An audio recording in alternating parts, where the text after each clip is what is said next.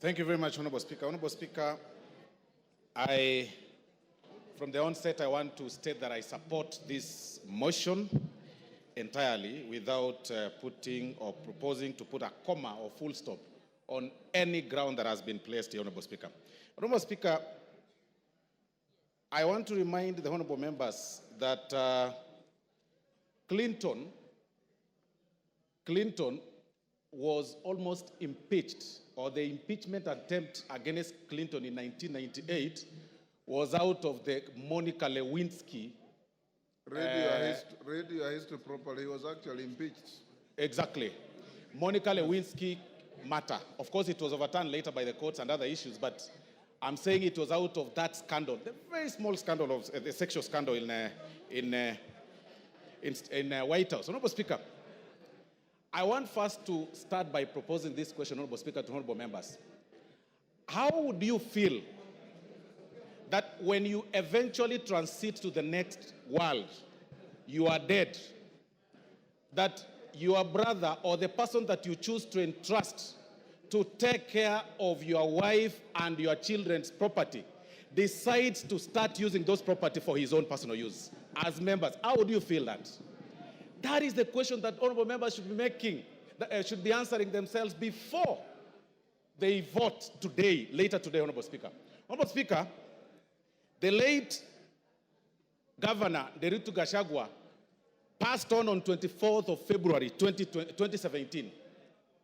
Between 2017, Honorable Speaker, to 2024, it is indeed true that the late governor then, amongst Mwai, Madenge, and Njoroge, he entrusted Mr. Rigathi, the Deputy President, as the executor of his will.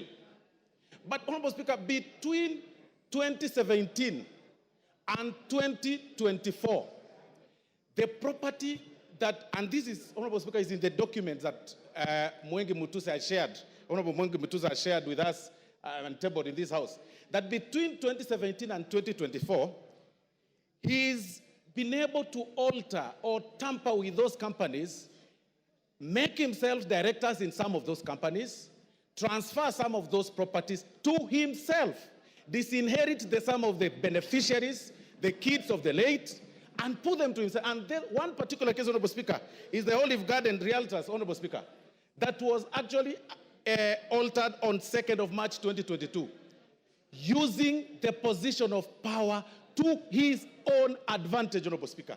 How can you explain that? He will then tell you, Honorable Speaker, that I bought, it's willing buyer, willing seller. Really?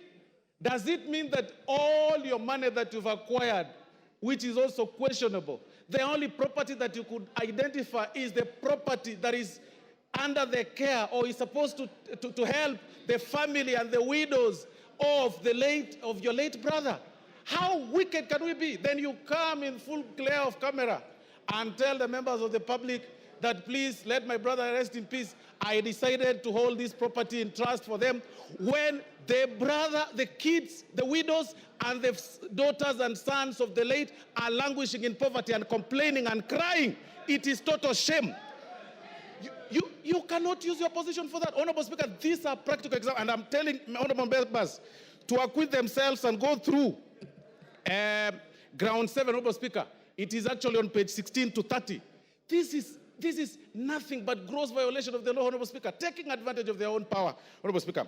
Honorable Speaker, and even to prove that, you will realize that those companies, by the time the companies were some of them were being registered, the new ones, and the time the transfer of these properties were taking place, Honorable Speaker, the whole thing is actually contemporaneous. You need not to be a rocket scientist to know that clearly this is fraud and this is this was taking advantage of the late. I want to remind the Honorable Deputy President of the good book in the book of Proverbs chapter 15, verse 25, that the Lord will tear, that's what the Bible says, that the Lord will tear down the house of the proud, but he will establish the boundary of the widow.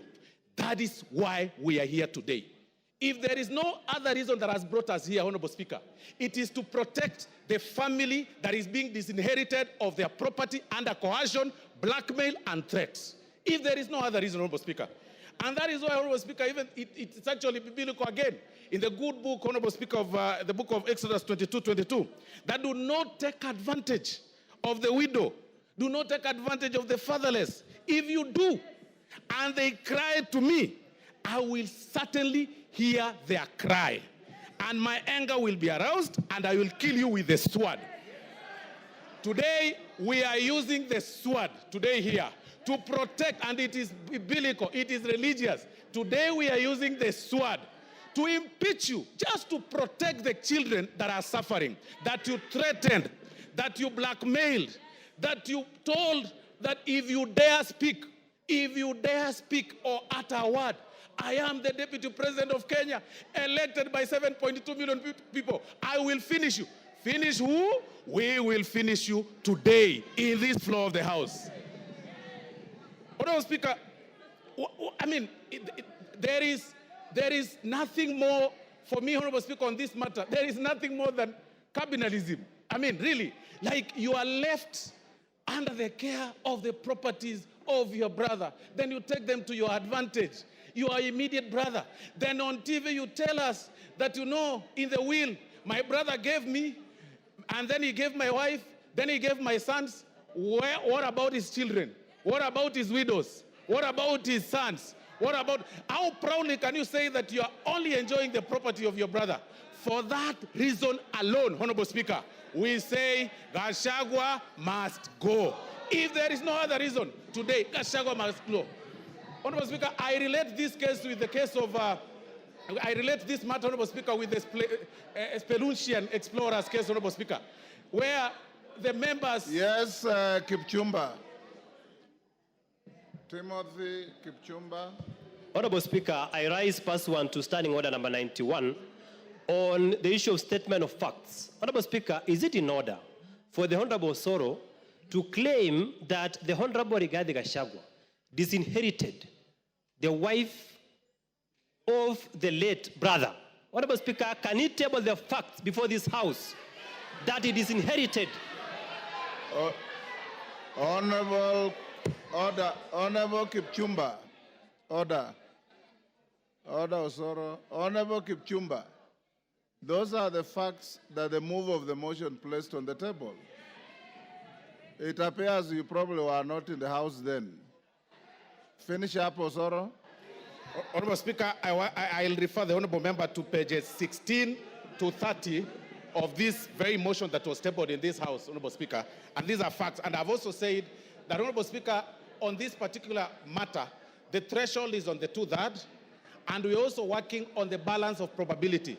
We are looking at this matter on how the facts relate or place themselves on the table from the transfer of the properties and also the registration of the companies. I mean, it is clear, the facts are contemporaneous. Nobody, unless you don't need to be a rocket scientist to identify this whole thing, Honorable Speaker. And that is why, Honorable Speaker, for this reason, for this very reason, Honorable Speaker, I want to say that I support the impeachment.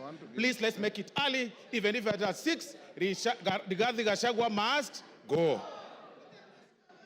TJ Kajwang will be the last for the morning. Mr. Speaker, just confirm to me that I can see that there is 1 minute to the hour.